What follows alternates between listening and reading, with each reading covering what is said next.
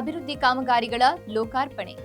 ಐತಿಹಾಸಿಕ ಕೋಟೆ ವೀಕ್ಷಕರಿಗೆ ಬರುವ ಪ್ರವಾಸಿಗರಿಗೆ ಅಗತ್ಯ ಮೂಲಭೂತ ಸೌಕರ್ಯಗಳನ್ನು ಕಲ್ಪಿಸುವ ನಿಟ್ಟಿನಲ್ಲಿ ಪ್ರವಾಸೋದ್ಯಮ ಇಲಾಖೆ 2 ಕೋಟಿ ವೆಚ್ಚದಲ್ಲಿ ನಿರ್ಮಿಸಿದ ವಿವಿಧ ಅಭಿವೃದ್ಧಿ ಕಾಮಗಾರಿಗಳನ್ನು ಶಾಸಕ ಕೆಸಿ ವೀರೇಂದ್ರ ಪಪ್ಪಿ ಅವರಿಂದ ಲೋಕಾರ್ಪಣೆಗೊಳಿಸಲಾಯಿತು.